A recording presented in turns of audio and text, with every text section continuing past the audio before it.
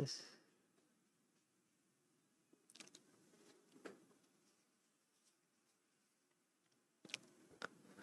जो fake out होते हैं वो तभी तो होते हैं जब पता मार्केट ने डिमांड पूरी करी है नहीं, उससे पहले वो अपना किसी भी स्ट्रक्चर को ब्रेक कर रही है। फेक आउट क्या है तो मैं समझाता हूँ, देखो तो मैं फेक आउट की कंडीशन बताता हूँ।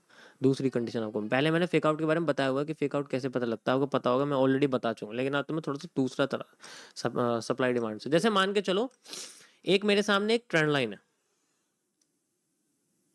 ये क्या है?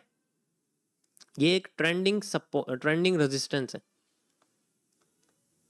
ये फेक आउट बता रहा हूँ मैं तुम्हें, फेक आउट कैसे पकड़ते हैं। ठीक है, मतलब 80% फेक आउट को हम लोग 80% फेक आउट को हम लोग कैसे पकड़ते हैं? 80% समझ रहे हो कितना होता है?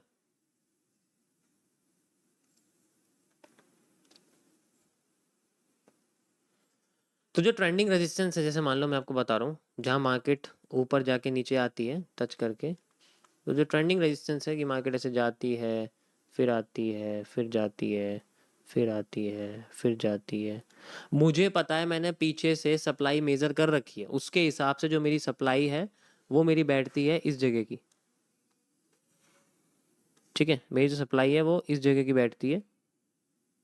परफेक्ट, क्या बात है यार, एकदम स्ट्रेट लाइन बनने लग गया आजकल, ड्राइंग बहुत अच्छी होती जा रही है।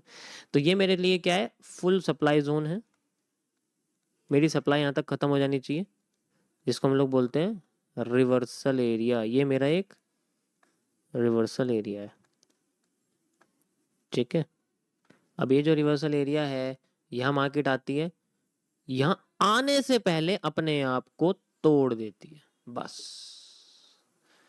यही लोगों को लगता है क्या बढ़िया सा ब्रेकआउट हुआ है, क्योंकि वो तो लगे रहेंगे यहाँ चेंज ऑफ कैरेक्टर लगाने में, और फिर यूज करेंगे एफवीजी, और फिर जब फेल कर जाएगा एफवीजी, अरे ऐसा तो हो जाता है, ऐसा तो हो जाता है, रीजन नहीं पता, मैं तुम्हें रीजन बता रहा हूँ। कुछ कुछ लोग ज्ञानी होते हैं, हमें बोलते हैं कि जेके जाके पहले एएमडी सीख के आओ। छोड़ो चलो। तो ऐसे कंडीशन में फेक आउट ज्यादा आते हैं, फिर वो दोबारा यहाँ जाती है, थोड़ा नखरे वखरे करती है, फिर आती है, फिर जाती है ऊपर, इस तरीके से ऐसे होता है। तो ये जो हल्का सा गैप बचता है ना, इसकी वजह से सारी कहानी निकल जाती है बाहर।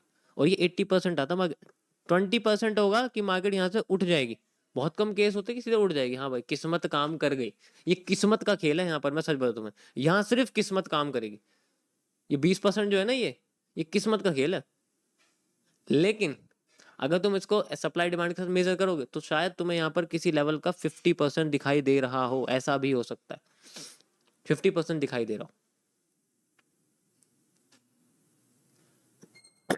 ठीक है ना, 50% का 50% दिखाई दे रहा हो, पॉसिबल है एमएमसी के कॉन्सेप्ट से, लेकिन उसमें कोई दिक्कत। दिखाता हूँ मैं आपको, देखो जैसे यहाँ है, ठीक है, ये देखो,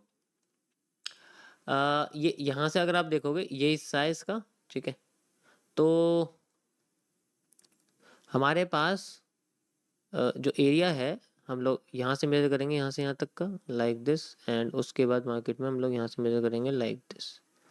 ओके, इस तरीके से इसको मेजर कर लेंगे, एंड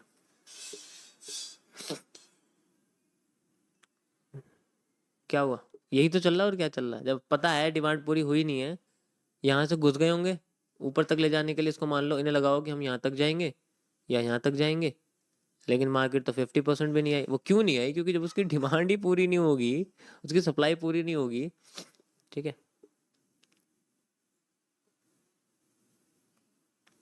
ठीक है, तो कैसे आ जाएगी? फेवर में जाएगी, नाटक करेगी फेवर। मैंने क्या बोला अभी, ये ट्रेंडिंग रेजिस्टेंस बना दिया ना मैंने, ये लो ब्रेकआउट, अरे वाह क्या बात है, मजा आ गया इसे देख के तो।